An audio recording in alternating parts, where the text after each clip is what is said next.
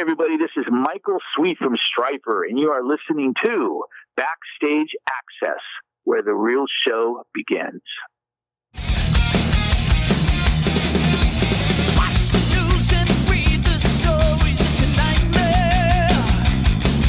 And run for cover, search for glory. Hey, this is Chris with Backstage Access, and we are so happy to have with us here today Michael Sweet of Stryper. Thank you for taking the time to talk with us today, because we sure do appreciate that. Well, likewise, thank you. And let's talk about the new Stryper record that's coming out soon. Tell us a little bit about, the overall sound of the new record. It's in line with the last few albums, definitely. It's maybe a little heavier in some aspects. It's definitely full circle, where we've been trying to get back to, what the fans want and also what we want in terms of the production, in terms of the songwriting and, our heyday, so to speak, that sound Sure. from 86, 7, 8. And I think we've done a pretty good job of that, because we've also wanted to incorporate some modern flair. We don't want to sound dated and go back to 1986 completely, where people hear the music and say, oh, this is dated in a not so good way. So we're trying to incorporate a little bit of the modern approach with the past. And, hopefully we're doing a good job. So far, it seems that the reception is really, really good, and people seem to like it. And we really like it. We're really happy with how it turned out, especially this album. Super excited about this one. So tell us a little bit about the title of the album, Goddamn Evil, and also the track of the same name, because it's a great track, powerful. It's got a great riff. You've got that great scream in the beginning of it. Is there a little story behind that one? Well, my brother came up with the title a few years back, and we didn't go with it because we felt like it might be a bit much at that time. Okay. We were a little apprehensive about it and thought, I don't know.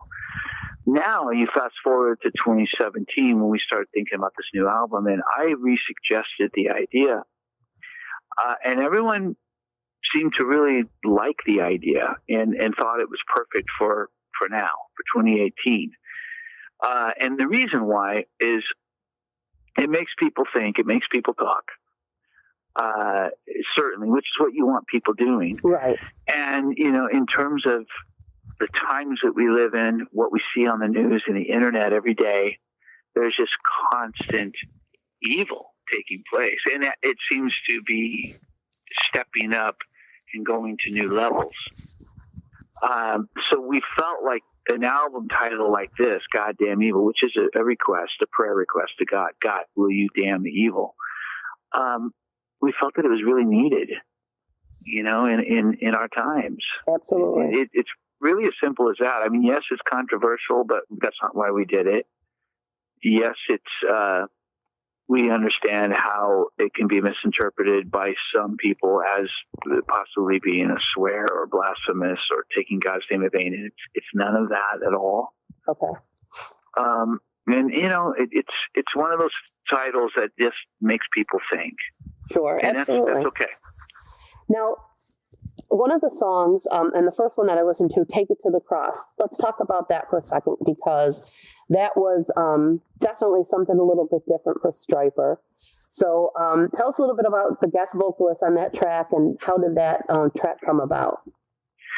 Well, I was writing it, and the verses are more in line with what we've been doing, that chug, dun, dun, dun, dun, dun, right. dun, and that's, I think, certainly what most people might expect from Stryper in this day and age. But when it gets to the chorus, that's when it makes everyone stop and say, okay, wait a minute. Because it's different. That's not what is to be expected from us. And we had heard for quite a long time from people, they were requesting that we do something really heavy that bordered on thrash. And that was kind of our answer and solution to that. We didn't compromise who we are. We don't want to, if people say, hey, do this style, polka or jazz or something, obviously we're going to say, well, we're not a jazz band, we're not Right. a polka band. But this style, bordering on thrash, is in our wheelhouse, and we felt comfortable doing it. So after taking that into consideration and writing the song, I just started researching guys that could do a death growl because I felt like the song was calling for that. And lo and behold, Matt is a local guy. He's in a couple of bands that I'm very familiar with, and I listened to him on a couple of tracks and just felt like, wow, he's perfect. And he came in the studio and did it. It was just so easy, the way it should be. Right, absolutely. Now, what about the writing process as a whole? Do you guys kind of do this as a team, or do you just kind of write as you go, sit all down together? How does that work? We don't really do it as a team. We never really have. Okay. In terms of, you mean everyone sitting in a room Right, together yeah. and writing the album? No, we've never done it like that. My explanation as to why is we all have really different styles, Sure. of writing. I think Oz and I have the closest style of writing, but we all have very different styles, and that doesn't always work when you're writing an album. In the past, I remember there were some songs that were submitted that they would have been great on an Elton John album, but not a Stryper album. So that's what I'm talking about. You have to really stay focused in the style that the band has developed, and you just have to be keyed in and locked into that. And I've been able to, over the years, kind of find that place, and that's more how I write. Okay. So it just so happens that I write most of the stuff. Oz submits some stuff on occasion that is cool and it works, and I might write lyrics to that stuff or melody, and then we'll have a song or two on the album that's written that way. But for the most part, I lock myself in a room and just start writing, and then once that happens, it's really fast. Okay. There's kind of no stopping the ball from rolling at that point. And so, I think this album took like 9 days to write. Wow. Okay. Yeah. Fast. So it's a song a day pretty much. Awesome. Now, you mentioned, you had some more modern elements in there. You don't want it to sound dated. So what was the recording and production process like for this time around? Well, we tried a few different things. I had a different mic chain, different mic. Altogether, I used a Neumann, and it sounded fantastic. And we tried some different miking techniques on the drums. We used a few different amplifiers to make the guitars just sound a little more open and bigger. And then different things in the mix, so a little less processed sounding, a little less EQ. A lot of people tend to over EQ, myself and ourselves included. But we did less. We took the less is more approach. The last thing we did was in the mastering, we didn't get into the loud wars, which we usually do, and try to make the album as loud as every other album out there. We really backed off on the compression and the limiting purposely to keep the dynamics and the transients so it retained its punch. It has a great sound. I think it's one of the best Stryper records, at least in recent years, and I think everybody's going to really enjoy it when it comes out. I hope so. That'd be awesome. We're feeling the same thing, and once it does come out, which is very soon, hopefully across the board people will like it. Now, you had mentioned, that you felt the title was necessary in today's time. So what sort of things are going on in the world and in your faith that, inspire you to write your music?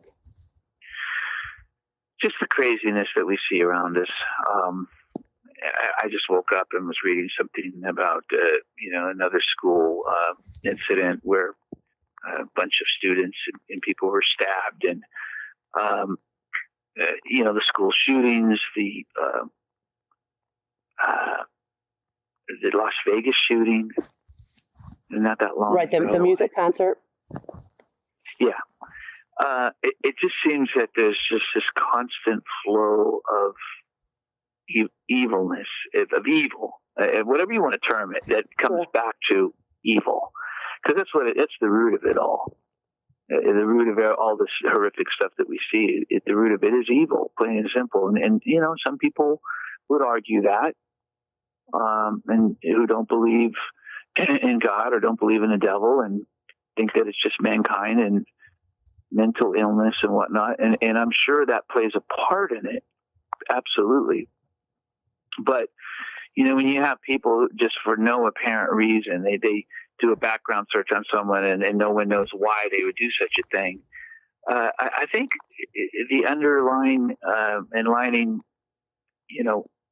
point is that there's a lot of evil in this world, and we see it running rampant and going to new levels and new heights. And I believe as a Christian, and that the only way to really address it is through biblical teachings, through prayer, through turning back to God, and putting our faith and trust in God, not taking God out of everything. You hear about God, people wanting to remove God from our money, from our dollars, prayer from schools. Just trying to remove God from everything, literally. Right. And I think that's a big part, if not the problem. Well, it's definitely something to think about. And I hope that when people listen to the album, it does open their minds to think about these types of issues and things that are going on. Absolutely. And, it's not people would argue and get up in arms, because I see it all the time, that, it's not a Christian issue. It's not a religious issue or a spiritual issue. And it really is. and those people that don't want to believe that, that's okay. But I think there's more people that do believe that and that know that. And it really is. It just comes down to that. And teaching our kids the right way. And, I feel like there's so much violence, and, we just kind of give our kids iPads and let them go, and they can view and see anything they want to see and play any game they want to play. And it's violence, violence, violence, violence. Well, hopefully people will stay away from that, and they'll give their kids some iPads with the new Stryper CD on it. Well, that would be awesome. Or better yet, maybe no iPad. I don't think that's going to happen. That we're dreaming on that. I know. I was talking to my wife the other night, and I said, if we were in a hypothetical world, if we were to have another child, I don't think I would go that route where they'd have iPads and iPhones. It's crazy. You see like 3 and 4-year-olds walking around with iPhones. Yes, when you don't know how to work your own device, you give it to your child, because they'll be able to figure it out before we can. It amazes me. It's like, wow, but I just think, again, that's a big part of our problem. Sure. But hey, I'm not a psychiatrist. I don't know the human mind as well as I'd like to, but I don't know. I just have a funny feeling that that's a big part of our problem. Sure. Now, what about tour plans for this time out? I know Stryper's going to be headlining Frontiers Rock Festival soon. So are you looking forward to that? And do you guys enjoy playing in the big festival atmospheres? We do, absolutely. And, we got a lot of work to do. I have 2 weeks, and the guys are coming out literally 2 weeks from today. And I'm starting to think about it and get a little overwhelmed and, think, oh my gosh, there's a lot of stuff to do. And there is. But once we get rolling and we get out there and test the waters and get a few gigs under our belt, it just becomes so second nature to us. It's like that old saying, riding a bike. Right. You never forget how to ride a bike. You might think you do, but we just kind of get out there. We get out there and we do it, and it just all comes into place, and it's awesome. Now, what other tour plans are in place right now after Frontiers? Are you going to be heading back to the States? We are. We're heading back to the States, and we're doing a ground run that starts in May. I think it starts on the East Coast. Okay. Some of our first shows are New York City, Boston, New Jersey. And we are just going to keep going from there. I believe we have almost 6 weeks straight, and then once we finish up in June, we're going to take the gear back to storage, drop, and go home, and then we're going to do a bunch of fly dates between July and September, and then in October and November we do another ground run. Okay. Awesome. We'll look forward to hopefully catching you again this time out.